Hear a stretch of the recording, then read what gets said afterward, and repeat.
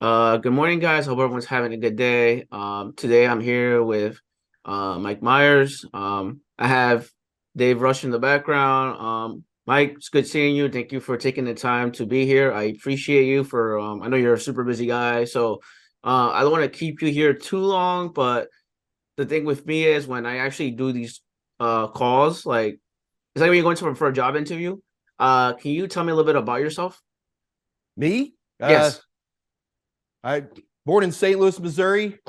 Let's just say Alan Shepard went into space a couple months before I was born. I'll let you all figure that out from there. I've lived all over the country except for the West Coast. Uh, I got into IT when I was in college at Texas A&M.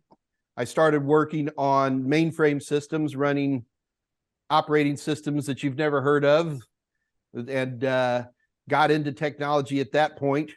Even back then, we called our IBM 360s Roscoe, really old software crying out for euthanasia.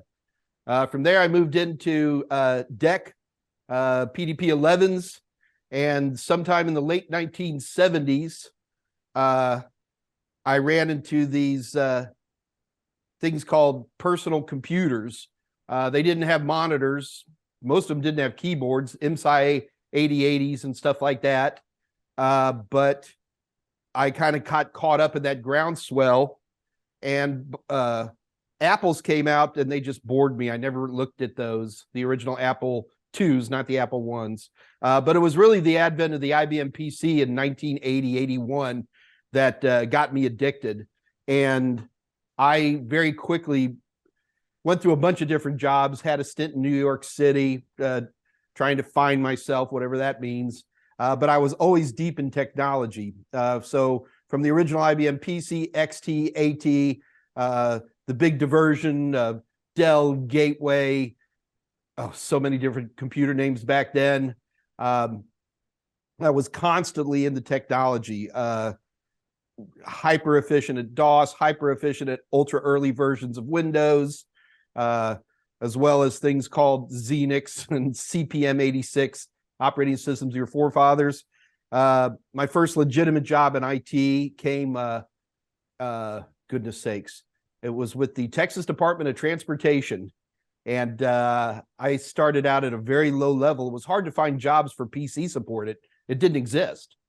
And so I got a little job there and worked there for a few years. We used to call it the University of TxDOT because they may not have paid me much, Kevin, but boy, they sent me to any training I wanted. It was amazing. And back then for PC support, about the only thing we had were these 3-day seminars. And back in the old days, you used to get these bulk mailers that would be, hi, Bob's computer training. And we're going to be in Duluth on the 13th, and we're going to be in Puskatawi in the 14th, and we're going to be in Chicago on the 15th. And you would sign up for these wildly expensive, even in late 1980s dollars, we're talking close to $1,000 for a 3-day course. And I sat in on these courses, learned a lot. And actually, I went up to a course one day. I was in San Antonio on the Riverwalk. I remember this. And I go up, and they usually had a deal like, if by noon the first day you don't like the program, we give you your money back. And it was around noon the first day on this particular course. Some kind, they all had the same name, PC support, PC maintenance repair, whatever. And I look at the guy, I go, man, I don't mean to offend you, but I know all this stuff. He goes, really? Want a job? And I then spent the next 5 years living on airplanes. And I was the guy who was in Duluth and Puskatawny and Chicago. And do you know what an overhead projector is, Kevin? Yeah. Okay, you look very young, which is good. And so I used to have the Mylars, and I remember when we went to color overhead projectors. That was very exciting.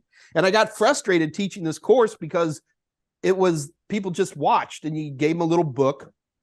And I talked to a family member in the mid 90s into investing in me. And I said, I can do this a lot better by making it hands-on and really teach people and let them twist a screwdriver. And that's when Total Seminars was born, which was April Fool's Day, 1995. We ran for 27 years, permanently in the black, never lost a penny. And and I started ticking around my late 50s. I'm like, I don't know if I want to do this corporate thing much longer. And so early this year, Total Seminars was bought out by National Cyber Group. And they have a very, very exciting program. And the price of me talking to you is I get to do a quick pitch. Okay, Kevin? Yeah, it's fine with me. We'll save it to the end. But and that's where I am today. I am slowly working on the transition. Total Seminars is doing great, and we've got all the great products everybody's counted on. I am a series editor, which basically means at the beginning of projects, I look at it. They do anything I say. It's a great group. But the big difference is, Kevin, I'm not writing every paragraph. I'm not starring in every episode. And but you're going to have that Mike Meyers feel and flavor in there for many years going forward. But it gives me more time to talk to you. So I think it's a win-win. And I'm having a good time too. So there it is. How's that? The end. Yeah, that's really, really good. Like, I got one daughter and I got 3 grandkids. If I didn't put that in, I was getting in trouble. Stephen, William, Valerie, Grandpa loves you. Go ahead, Kevin. Yeah, sorry to interrupt you. I was gonna say that you're actually a true inspiration for me. And I'm gonna say the reason why for that. When I first started IT, so anyone that's watching today, this is recording. The thing is with me is I knew absolutely nothing about IT, and I found your videos very entertaining. Also, your book, the Mike Meyers book for CompTIA A+, that really got me well-rounded, which is why I appreciate you, which is why I wanted to get you on my channel. I know you're Mike Meyers, but people know who you are. But can you explain what was your passion, or I guess what motivated you to write the book? That's what I'd like to know more about you. No, that's easy. When I was working at the Texas Department of Transportation, I was actually part of, we didn't call it that, but it was employee onboarding. So we would have a introduction to computers where I was introducing them to different apps. You got to keep in mind at this time, Kevin, most people had never touched a computer. Okay. And so I came up, I discovered that the reticence of people to approach computers, if you're not funny, if you're not making them at ease, you're making a terrible mistake. And I have taught everything from underprivileged folks in the Bronx. I've taught the Supreme Court of the United States. I've taught every branch of the DOD and almost every branch of the DOJ. I've taught United States senators. I've taught at the UN. And if there's one thing that's always true, Kevin, if you're not amusing in technology, you're dead. And that is why I appreciate and need my competitors. Without good competition, I'm not naming any names, without good competition, computer training is like a restaurant. One restaurant on a street does good, but 3 restaurants on a street tend to do better. And that's really true with CompTIA. So anyway, the goal was to entertain. The actual book came about because when I was at TechStot, what are you going to teach them? No books exist. You understand? There's nothing. It's a vacuum. The few technology books out there were either, hi, I'm Timmy the Mouse, or let's begin our discussion with TTL logic, and it's like there was nothing for what I call a screwdriver tech. It didn't exist. So basically, I put together a book of what I wish someone was teaching me. And that was the germ of it. Then when Total Seminars started, we were called Total Seminars for a reason. And we were doing all these seminars. And then one day out of the blue, I get a phone call from a company called McGraw-Hill. And they're like, hey, we want you to do A+ certification books. A+ had barely started at that point. I literally just got, I actually have the original books here. This might be kind of cool. I was digging these up. This is this is the first time I did. I know the glare is a little bit of a problem. No, I can see it. This is my first A+ book, all on this perfect binder, printed on a Xerox machine. These things. And this was the first book where I put A+ on there. And yeah, so McGraw-Hill, they're like, hey, we want to publish your book. I'm like, okay, how much does it pay? And they're like, well, here's 4 wheelbarrows full of money. Do you want? I'm like, come on, let's go, baby. And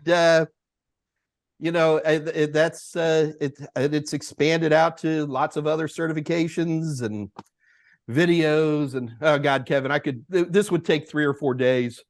Maybe I need to write a book of Mike Meyers, my way. No, I'm not going to do that, but Yeah, that's the thing with me is I read your book and I found it very entertaining, easy to follow, easy to read.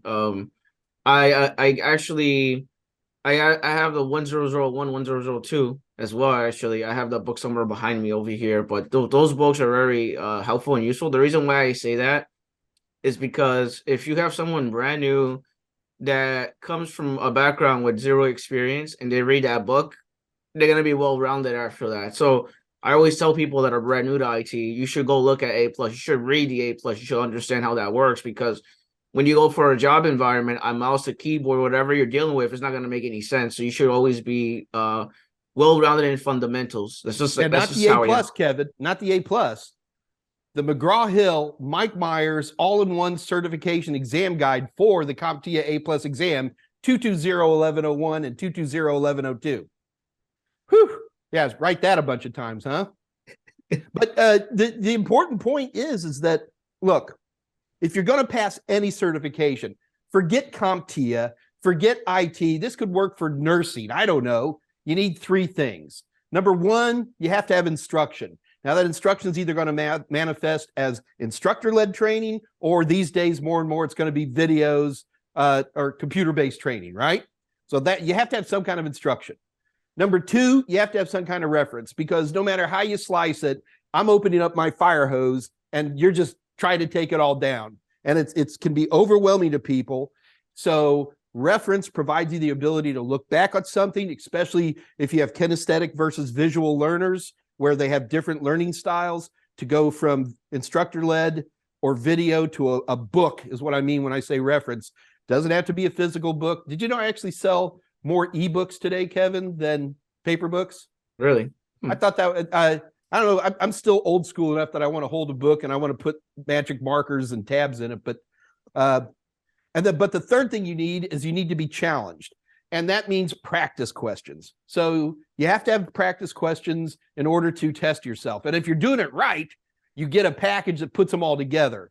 And that's where, again, Kevin, I'm just going by what I needed to learn. Okay, it's not like I'm some professor in education or anything like that. I just had my head beaten to the ground enough times by teachers and students going, this part stinks, and after 30 years of this, you start learning how to duck and weave a little bit, So, the product's been built up in such a way that when you're using these 3 tools to help you learn, they reference each other. I mean, I know that doesn't sound like a big deal, Kevin.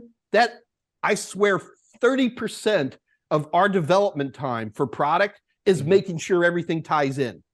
Because I want you to be able to read chapter 4, RAM, or whatever it is, this edition, and then be able to easily watch a video, do a practice question without having to dig and get confused. And, I think that was in chapter 5, because nerds love to challenge you.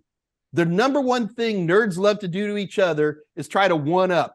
You watch somebody, here, Kevin, give me characteristics of what a nerd is, please. Give me what would tell somebody they're a nerd to you? When you see someone playing a bunch of video games, that's just me playing a bunch of video games. Anything else? They're like the unpopular, not cool kid. Terrible social skills, right? Mm-hmm. Tend to be more lonery. Asperger. I'm on the spectrum. I understand. So I want you to think about this, Kevin. What other type of person is terse, avoids eye contact, tries to avoid you, and tends to stay themselves, doesn't care what they wear? There is another type of person. It's called self-centered. All nerds are self-centered. We are the center of the universe. You tiny people irritate me. I want to be back into what I call the project, because all nerds have a project. That's not an original concept. I can't find the source on it. And when you come walking up to me and you're like, hey, I'm having trouble with it, I'm like, what? Move. Come on, right? Does that ring a bell? Yeah. Right? And so it's a big challenge for nerds to learn certain social skills. I consider myself a nerd. It took me a long time to become this, what's the word I'm looking for? Loquacious. It was a battle for me. But I got there. And so the nerds look for problems in other nerds and like to call it out. And man, does that show up in my training.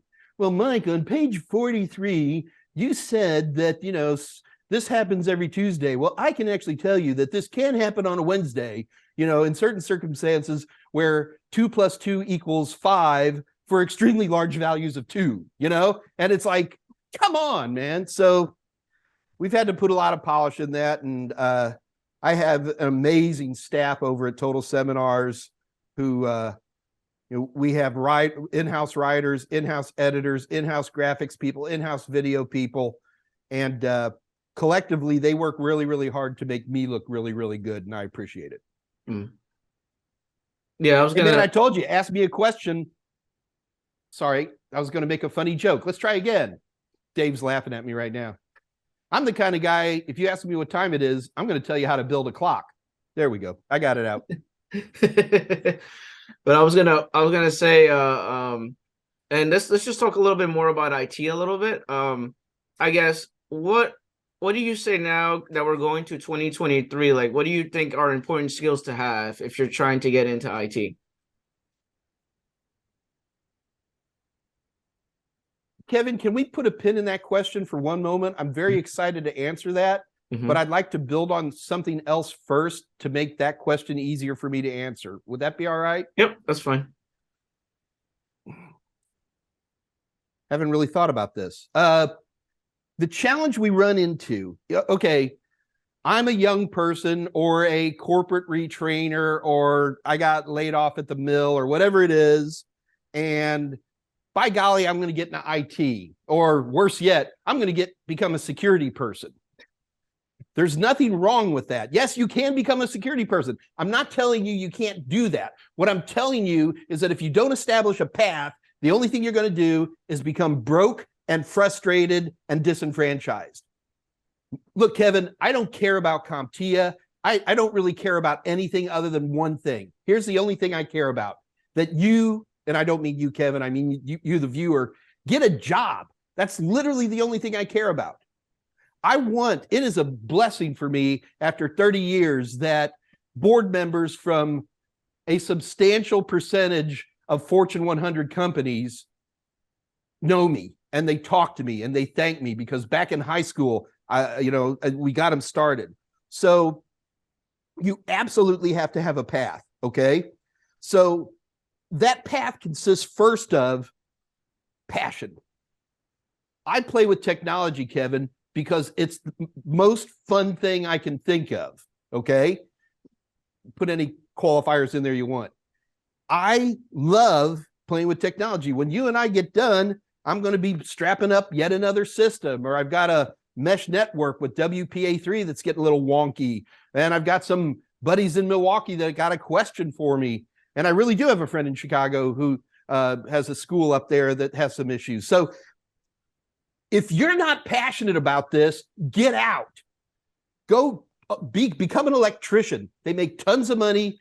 Interior electricians live in nice indoor jobs. It's cushy. You'd be starting, journeyman start at like $17 an hour here in the Houston area, quickly moving up into the high 20s.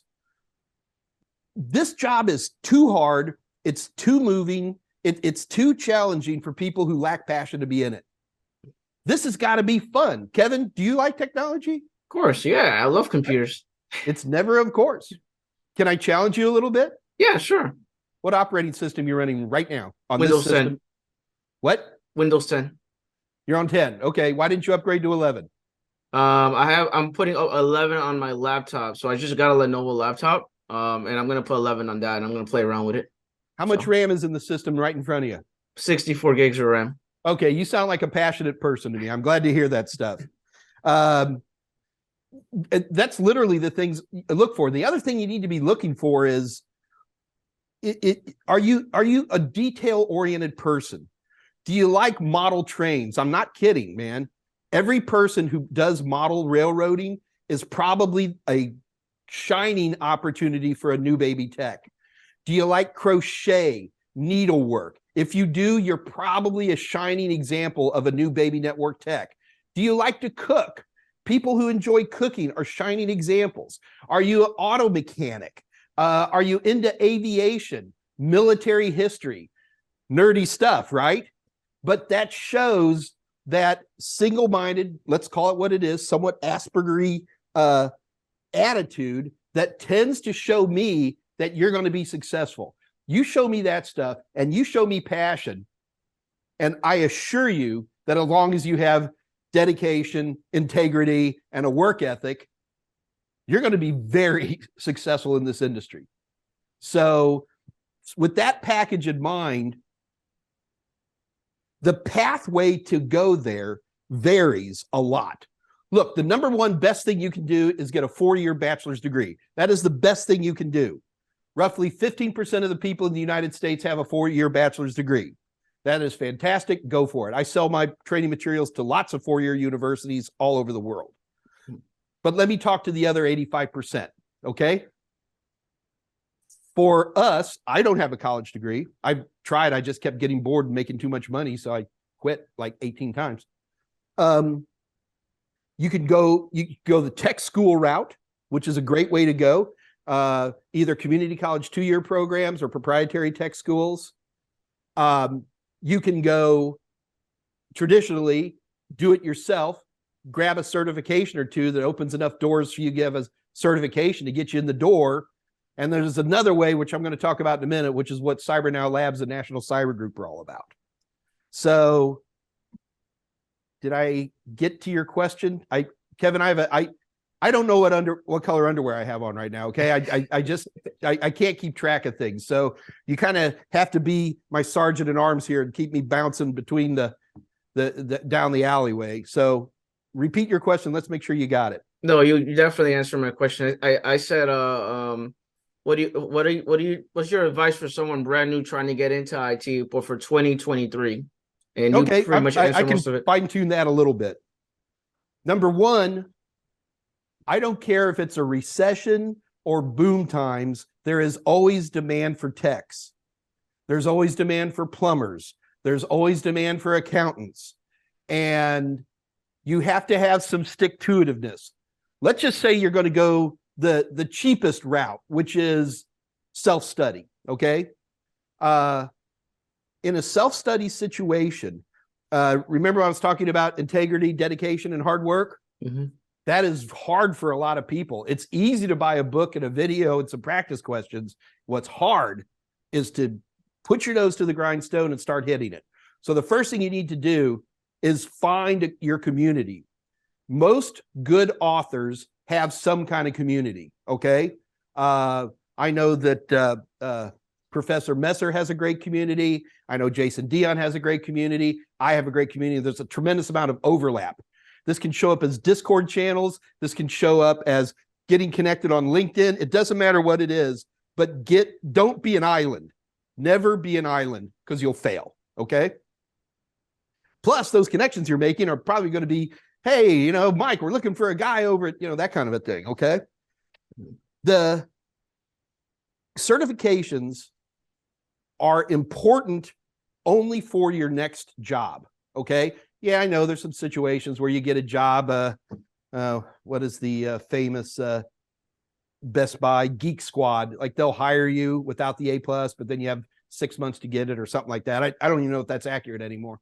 But for the most part, the whole reason you're getting any kind of certification is for your next job. So what you do with that certification, you get the certification, boom, all right? You don't put it on your business card, okay? A+, Net Plus, Security Plus are entry-level certifications. Most people assume you have that, like we assume you know how to use a smartphone. You know what I mean? Mm-hmm. So, but what you do is you start looking. LinkedIn, to me, is the best place to go. Indeed is also a good place. and you start getting that resume out and you start pumping it out, there's tons of entry-level jobs out there. But Kevin, they lie, these entry-level jobs. And all of a sudden they'll say, oh, but we need 1 year experience. Oh, but you need to have, Windows and Linux and some other bizarro scripting language that you've never heard of before, right? And now all of a sudden you're like, oh, I'm afraid I can't apply for that. You apply. They're trying to cut out the weak and the cowards. They really are. And you hit them hard. If you have 40% of the qualifications for that job, you hit it. And you ace a technical interview, you comb your hair, you put on some deodorant, you shake hands, you maintain eye contact, and you smile. And you'll get jobs. The other thing you have to remember is persistence. You walk out with, say, just an A+, man, that is like the bare minimum. But it's enough. It is enough. So get out there. I tell everybody, if you don't submit 200 resumes, you're not going to get a job. It's a cattle call at these levels, Kevin, and people have to have a little bit of chutzpah, a little bit of experience. My girlfriend's trying to help me lose weight, and so she does this thing. I call it the cheerful cheerleader. It basically means that she's like, okay, man, we got to go work out. I'm like, oh, I don't want to. I got to talk to this Kevin guy online. And it's just, okay, well, we're just going to, it's like she never hears the word no, Kevin. Can you imagine how irritating that is? I'm also down 17 pounds. So you kind of have to be a cheerful cheerleader in this kind of a thing. People respond to slightly obnoxious, slightly pushy people. Imagine somebody who's really obnoxious and pushy, okay? I'm not going to name any famous people. You've got a vision, right? Mm-hmm. That's too much. But on the same token, don't be this little mouse over here, I never take no for an answer. Oh, we're not looking for anyone right now. Are there other positions where you are looking for people? Perhaps because you're in the HR department, you're affiliated with other businesses who might be. Could I have a couple of numbers from you? And like I told my daughter, and now I'm telling my grandchildren, the world cries for leadership.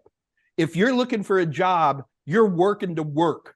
And you can literally take on a managerial position as an applicant for a job by getting the word out there, taking the HR department, take the tech person, take the vice president that you met at a bar. I don't care.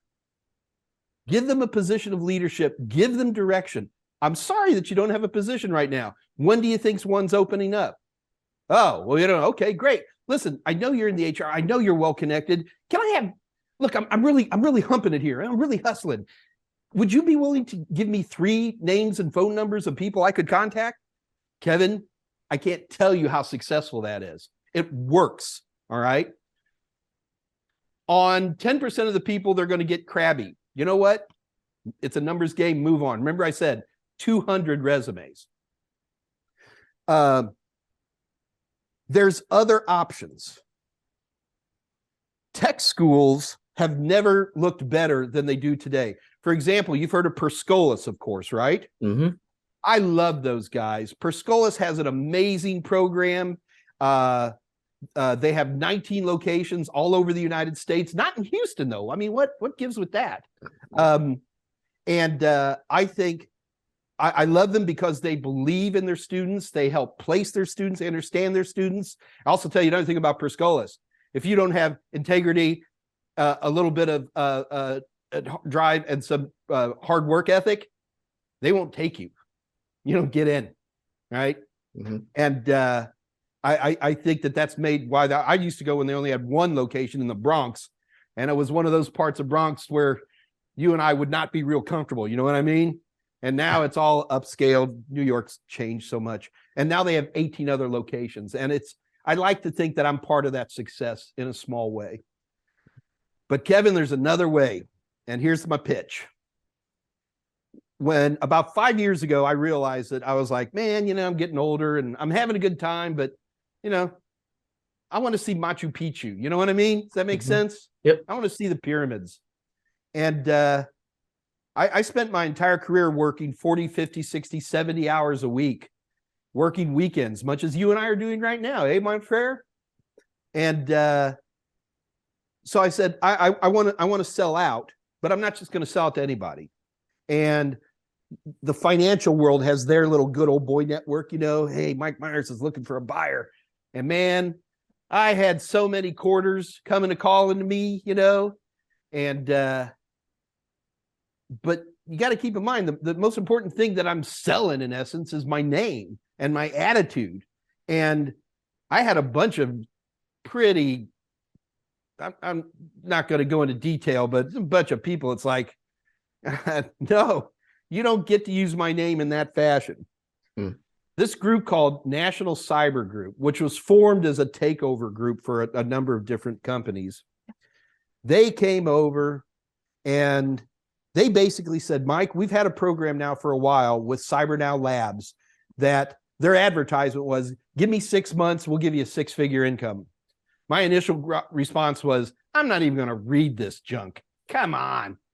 Look, man, if it's too good to be true, it probably is, right? And they were offering a good amount of money, but nothing special. But man, I talked to them and I met with Philip Niedermeyer, you should look him up on LinkedIn. He is a force of nature. And his one goal in life is to take and help a 700,000, I'm not going to curse on your show, backlog of security analysts. And look, I'm not talking super high-end stuff. We need low-end people, all right? We need people who can sit at a monitor and work the midnight to 8 in the morning shift. Yeah, you make, I think the starting salary for CyberNow Lab grads is $88,000 a year. And of course, health plan, blah, blah, blah, blah. But, how many people are willing to spend the first 6 months of their career working from midnight till 8 in the morning, right? I did it. I was a Teamster. I made cheese. That's another whole story. 23,000 pounds of cheddar cheese a night, mon frere. Lehigh Valley Farms, Allentown, Pennsylvania. Anyway, CyberNow Labs has a program. They call it a boot camp. How does a boot camp last 20 weeks and be a boot camp? To me, a boot camp was something that you did for 5 days, right? And you try to punch out an exam at the other end. They help you get your Security Plus, but that's just to make sure you have enough understanding. And what they do, Kevin, this is the dangest thing I've ever seen. They literally have a functioning, not a simulation, not a emulator, a functioning security operations center for them. And basically on day one, you're in the middle of it, baby. You are punching it out. I have never seen anything like this. And basically what they figured out is they're like, they start going around to all these people who have security operations centers that there's this huge backlog on, and they go, what do you need? What are you looking for? And they're like, we need people who understand tools. If I say Splunk, or if I say IBM QRadar, or if I say, hang on, I don't even have them all, Proofpoint, or tools like this, that they know how to use them. That's what we need. They can have all the certifications on earth, great, but I need somebody on day one who can sit down and start working. And that is what CyberNow Labs does, man. It's absolutely incredible. It's a completely remote program. Kevin, you can do it from your living room. They do it in the evenings and on Saturdays. So if you got a 9 to 5, we'll work around that. But Kevin, look, all I have is my reputation, if you think about it, right? And I'm telling you, dude, this thing rocks. It's terrifying because not only do they give you the training, but they filter out the unacceptable people who, unacceptable sounds like I'm no good. No, it just means for this program, you're not good. Don't confuse that. But also, we have a fanatical, I'm still used to saying we, Kevin, bear with me, man. We have a fanatical placement program. Fanatical. You like, for example, as long as you keep making resumes, look, I don't want people who are going to sit there and go, well, I graduated, now hand me my job. Hell with that. I need people who are going to have that persistence and that cheerful cheerleader attitude. And so we tell people they have to do 3 resumes a week. Yeah, works. I think that's a really good idea. And it's actually surprising. I would say, I don't want to name numbers because I don't have clear numbers, but a noticeable percentage of our students, they just get their own job. Poof. And it's like, Well, it's just a reflection of the demand is what's happening here more than anything else. So that I need to here. I want to do something real quick. Bear with me, Kevin. Yep. What I'm going to do, I don't know how to do this. Oh, it works. Wait. Hold on. I see something popped up. There we go. Kevin, is it okay for your viewers to contact me if they're interested in CyberNow Labs? Yes. I'm gonna put it on the description of the video, so don't worry. Okay. Senor Pepe, I'm in Texas. We all speak Spanish. Yo hablo español para gringos. Oh, habla español. Poquito, amigo. Un poquito. Okay, está bien. Dos cerveza, por favor, y donde el baño es todo. Está bien. Anyway, so if you're a gamer at all, look me up on any popular gaming program. I'm Senor Pepe. And my nom de plume for a lot of stuff that I do is desweds. Kevin, do me a favor, type desweds with your left finger right now. Or just put your fingers over it. You don't have to press buttons. Really? How far did your finger move? Not a lot. No, look down at your keyboard. I don't care what's happening on the screen. Look at your keyboard when you type desweds. DESWEDS. DES. Oh, okay. Yeah, I see what you mean. See, I can keep my hand on my mouse. Hang on, let me get back on camera. I can keep my hand on my mouse and I can type stuff. I can type my desweds with one hand. I call it a kinetic acronym. It saves moves. Anyway, guess what my Gmail account is? You know what I mean? I'm an easy person to find. I'm not on Instagram. Sorry, I'm not pretty enough for Instagram, but if people want to contact me, and folks, let me extend this, Kevin, to you too. If you've got a problem that's holding you back from getting work, I want to talk to you. All right. As a professional courtesy of no charge to you, and I'm not going to sell you anything. I'm not interested in that. Kevin, I'll do a pitch to you. I'm not going to worry about so much. I know what it feels like to be an island. I know what it feels like to be discouraged. I've been there 1,000 times. I'm not an expert. I'm not a psychiatrist. I'm just an old nerd who's been around the block a few times. And sometimes it's helpful to have an old geezer at least get you pointed in the right direction. And I assure you, one of those directions be sure to follow Kevin on LinkedIn, because I think he does a pretty good job helping people move forward with their IT careers. Thank you.